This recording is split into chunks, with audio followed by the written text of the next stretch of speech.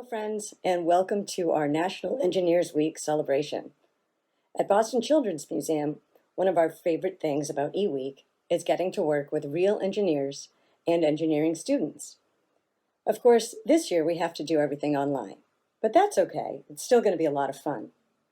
Today, we're going to meet Janelle, who's an engineer at NASA, and she's going to tell us a little bit about what it's like to be a real engineer.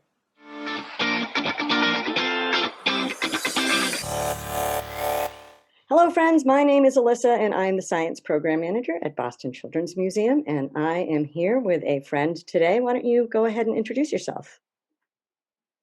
Hello, everybody. My name is Janelle Wellons, and I am an Instrument Operations Systems Engineer at the NASA Jet Propulsion Laboratory. That was a mouthful. Okay, so an Instrument Operations Systems Engineer. So what does that mean? Like, what do you do at work? So what does it mean? I like to break it down into parts. Okay. So instruments. Instruments are the scientific instruments that we put on our spacecraft. So I like to think of it as they're the thing. Right. You might think, musical? Not musical, actually. These are what I think of as the things that do the interesting stuff on our spacecraft. So you could think of the spacecraft as the vehicle. It gets you from A to B, and it powers you, it fuels you, all that good stuff to keep you alive. The instruments are what tell us all of the interesting things about where we are exploring. So the instrument could be anything from a camera or a magnetometer that measures magnetic fields, or a spectrometer. The words can get complicated, but honestly, you can break it down to as the things that give us the scientific data. Okay, so that's the instruments part. And then we've got operations. Operations, yes. So operations is kind of actually how it sounds. So it's actually my job to operate instruments in space. Now, how do we do that? Well, we actually generate commands. And commands you can think of as a set of instructions that tell the instruments what we actually want to do with them. And so I work with scientists, and scientists know what they want to observe and what they're trying to explore, no matter where we may be, Mars, Saturn, our own planet Earth. And I turn those requests into commands or instructions that the instrument can actually understand in order to get the job done. And after we send those commands, it's also our job to make sure that those commands actually went and were executed correctly.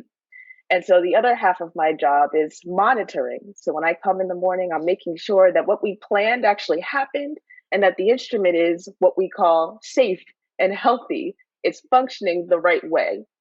So you're talking to, say, a camera that could be as far away as like Saturn.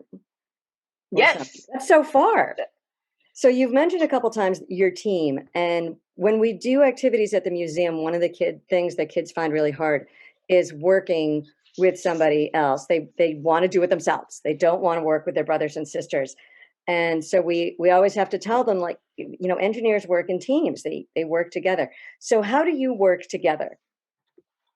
Oh, you can't do anything in space by yourself. I mean, you can try, and I'm sure many people have tried, but you're definitely going to do a much better job working on a team.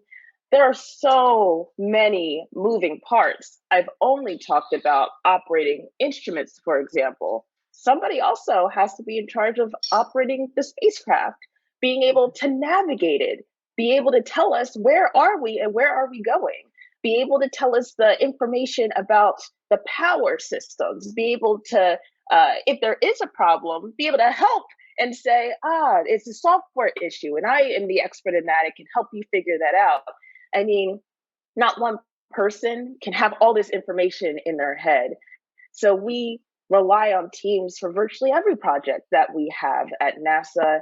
And it only makes sense that by coming together that we can achieve these amazing things. So another thing that we run into when we do activities with kids is they get frustrated really quickly. If their thing if they build a thing and it doesn't work, they're like, I'm done. And we always try and tell them that, real engineers, even though they went to school for a really long time, they still run into trouble and get frustrated. So can you talk about that a little bit? Some frustrations that you've had or things that maybe didn't work out right away? Sure. I mean, rarely ever do things go as expected the first time around. That is why we have this whole process called integration and test. You could imagine that there's different parts to a project or a mission. You have the people building the spacecraft, you have the people building all the software that we need on the ground or the code in order to operate this thing once it gets into space. But we all work on our individual projects and our individual teams first, but we should never really expect that when we put it all together, it's just going to work. And that's why we have this whole period called integration and test. Integration, you could think of putting the parts together and seeing how they work now that they're connected. And like I said, things never work the first time around. That's why we have this process. In fact, most people would love to be able to test as much as possible. Because once we send it into space, who's going to fix it if it's broken? We have a yeah, we have to think about that. You really get this one shot. I mean, there are things that we can do to give ourselves a better chance, like perhaps instead of just having one system that is in charge of our flight software, maybe we have two. Maybe we have a copy as a backup. So there's things we can do as engineers to give ourselves a better chance. But at the end of the day, a human is likely not going to go and be the mechanic to fix the problem out there. And so testing is so important. It's so important. Question, what are you working on right now? Or can you show us any of the things that you've worked on, or is it all top secret? I love it when people ask that. I thankfully don't work on anything top secret. I love to be able to share the different projects and cool things going on. I am working on two projects right now, and I can show you some images that might help better visualize that. So, what is this? So, I work on a project that's at the moon right now, and it's a mission called the Lunar Reconnaissance Orbiter. And the instrument that I operate is called Diviner. And the Diviner instrument is responsible for creating basically a thermal map of the moon. And so on the right side, you see two images of the moon, one that's in black and white and one that's all colorful, right? The black and white one was taken by the camera on this spacecraft. And so it gives you an idea of what the moon would look like if you were there. You could see it with your own eyes. The instrument that I operate is telling us information about the thermal properties of the surface of the moon. And as a result of that, thermal means heat, right? Thermal means heat. Yes, yes, thermal means heat. So how hot or how cold spots on the moon are. And the colors kind of give you an idea of what is hot and what is cold. And so you can actually see that these maps kind of line up nicely with each other, because by telling how hot or how cold something is, you actually can learn something about the structure of the moon's surface. And so the scientists on this project have actually found that there may be some correlation between temperature and the location of craters.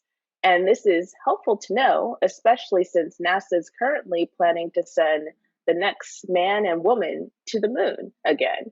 And so so exciting. Yes. And so it definitely helps to know where not to land so you don't end up in a crater, which is why I also included this photo of an astronaut on the moon, because that's our future, what we could potentially be contributing to. I'm surprised to hear that there would be any spots on the moon that would be warm. I think you think of the moon as so cold.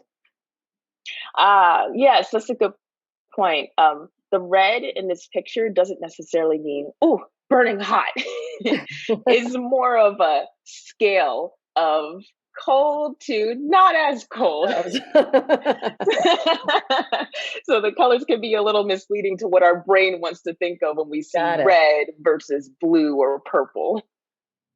That's kind of how it feels in Boston right now. There's freezing and there's not maybe so freezing. Okay. Yes, it's something like that. And I love to be able to show you the other mission that I'm working on as Yeah, I'd love to well. see. So this one here Yeah. actually it's a little bit more difficult to explain this one just because it actually isn't in space yet. So I kind of just wanted to show some images that I think everybody can. If you had to think of a word to describe what you see here, what would it be? I'm curious. Um, it might be pollution or Yeah, yeah. you got it. That's it. Okay. Pollution. And pollution comes in all sorts of forms. It doesn't just come from people, but pollution can be caused by wildfires, such as the one you see in that picture from farming, and it it produces these molecules in the air that could potentially be harmful to people. And so the mission that I am working on now is actually going to be observing our own planet Earth and letting us learn more about what types of pollutants are in the air around us in cities all around the world so that we can better understand how they affect human health. And the name of that mission is the Multi Angle Imager for Aerosols. Another mouthful, but at JPL, we love using acronyms. I was just So, going to say, how do you shorten that? how do we shorten it? We call it Maya for short, MAIA.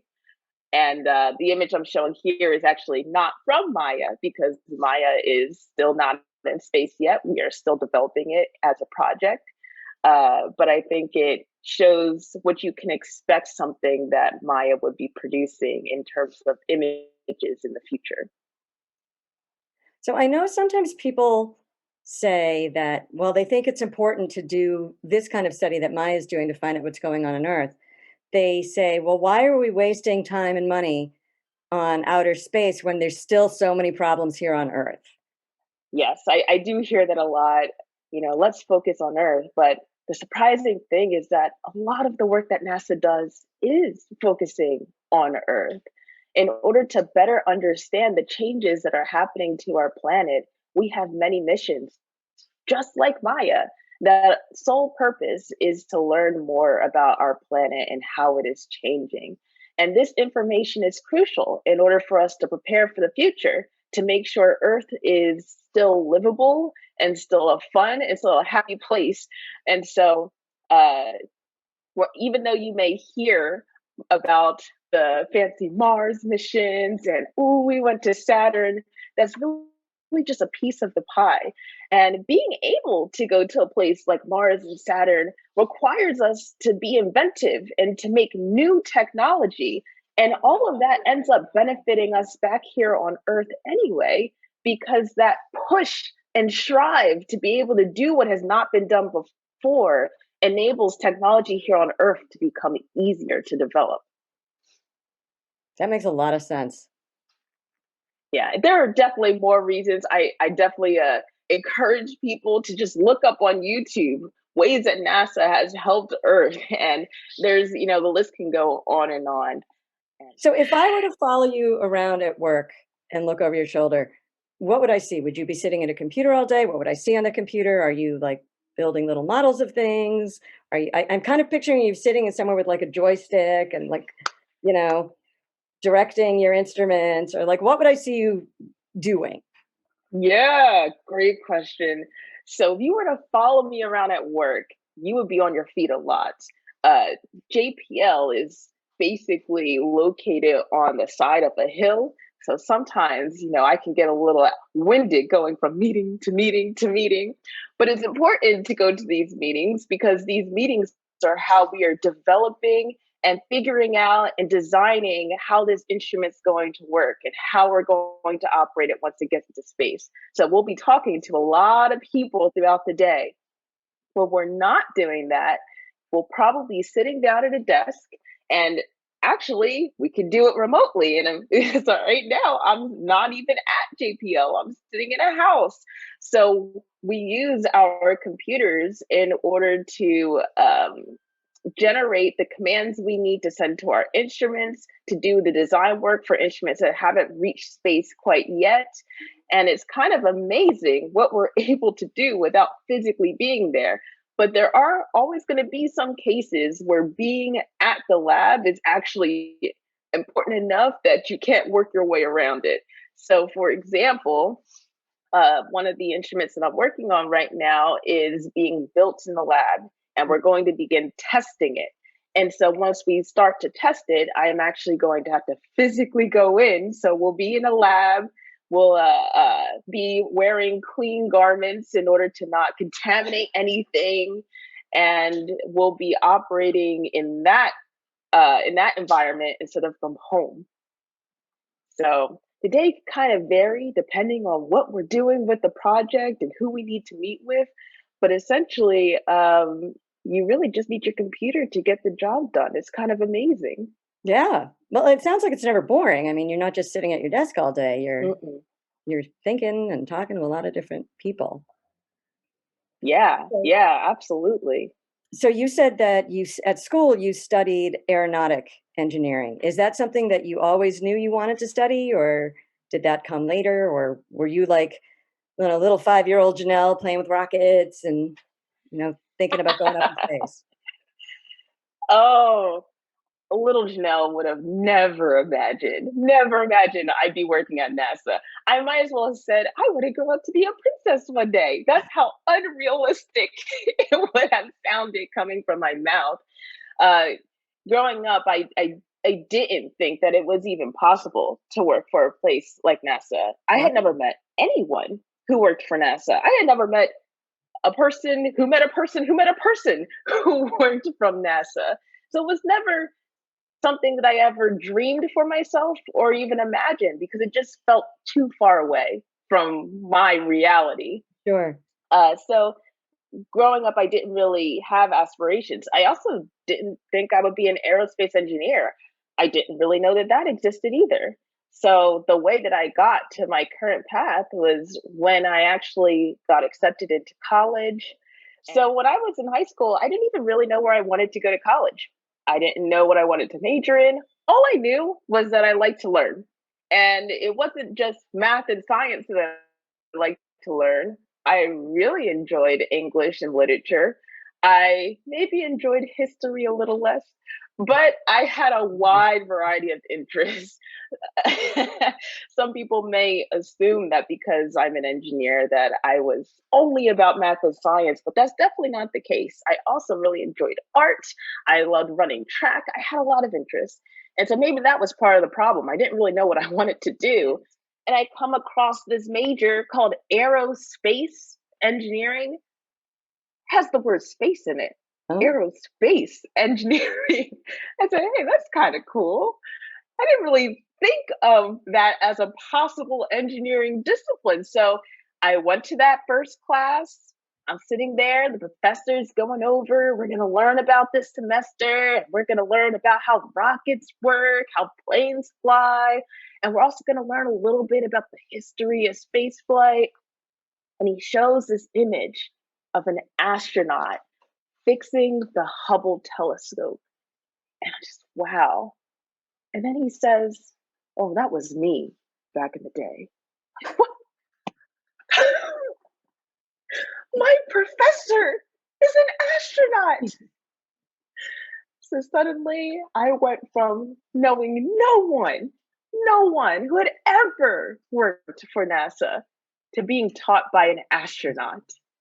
And from there, the dreams of NASA, that was the only next step. It became much clearer that if I could be taught by an astronaut, if I could talk to an astronaut, if I could meet him, he's in front of me now, then maybe I can work for NASA.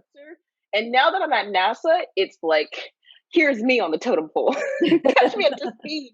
I'm surrounded by people who have been doing this their whole life. So, of course, I'm not going to know as much as they do about this stuff. And so I've kind of changed the thinking.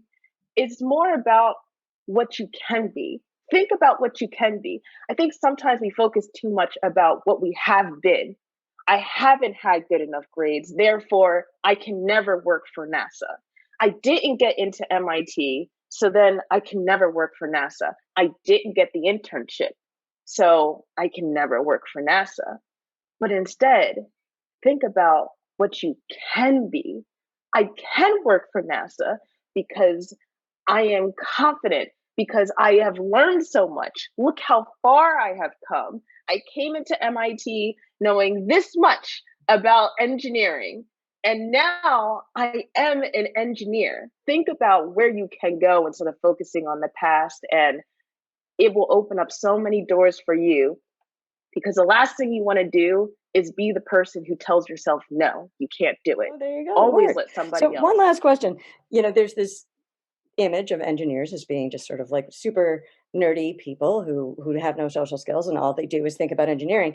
And I mean, what do you do for fun when you're not being an instrument systems, whatever you are, person, engineer?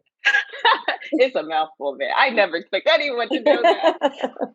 So when I'm not being an instrument operations systems engineer, I love to be in nature. I love to go. I actually started this new hobby when I moved out to California called scuba diving. I'm swimming with the fishes, literally. It's amazing. I never thought I'd do something like that before. I also love to go hiking because in the area I live, there's actually mountains behind my house. I grew up in New Jersey. That was not a thing. So I am taking full advantage of the nature that just surrounds me on a daily basis. I also love doing outreach. And Alyssa, I did this in college and I was passionate about it, and I have never stopped since, because I feel that it's important to let other people know, especially young kids who may not realize that their own potential, that it is possible to work for NASA one day. Because look, I did it. If I could do it, then you can do. Awesome. Is there anything else that you want to share that we didn't get to? The most amazing experience I've had at JPL was getting to be a part of the Cassini mission, which was that spacecraft I talked about at Saturn. Just unbelievable. I was one of the last people that project hired. So to put it in perspective, they didn't really need me. I was put on that project. I was put on that project to learn what it means to operate something in space that is done exceedingly well. And so I was surrounded by people, some of whom have spent their entire career on this one project alone, Cassini, and making it amazing and letting us learn about Saturn and its rings and its moons. And so when I learned that Cassini was at the end of its life and would actually be going out in glory during this grand finale event, I was excited. Like, oh my gosh, we're gonna, wow, like my first project, and we're like actually going to be destroying the spacecraft on purpose. That's kind of cool. And so I was kind of always looking forward to this day that we were going to be doing Cassini's grand finale. But I started to talk to my teammates and I started to learn their stories and how some of them had joined the project, had gotten married, had had kids, and their kids had graduated all in the time of Cassini being a mission. Wow. And it really dawned on me how important it actually was. And so when the day actually came, I was located at Caltech, which is the university down the street from JPL. And I was watching with a bunch of people who had worked on the team over time. And I remember there was this moment where they were showing the signal. They were showing the signal of Cassini talking to us here on Earth. And it was just this line. Think of it as just one line in the middle. And right when we expected to lose that signal, the line flattened and everyone was kind of quiet. And they showed the people sitting in mission control, including my boss, get up and, hug each other. And I saw him start to cry. And suddenly I started to cry. I started to cry really hard and I couldn't understand why. This was supposed to be exciting. Why am I sad? And then I realized, when we go back to work, there's no cameras to operate. There's there's no more images to take. There's no amazing science that we're going to be doing. Cassini the mission was officially over. I'm glad that people took the time to document the experience, and that's not the only one that's out there. But it just shows, you know, that what we do and what we work on is not necessarily to make a product or to deliver something to make money, but what we do is to make history and to better understand our universe. And I'm so proud to be a part of it. All right. Well, thank you, Janelle. Thank you so much for taking the time to talk to us. I just learned a gazillion things, and I hope our museum viewers also learn a gazillion things. This has been fascinating. Thank you so much. Thank you for the opportunity. I hope anyone who sees this now understands and knows that they can work for NASA too. And I hope to see you there.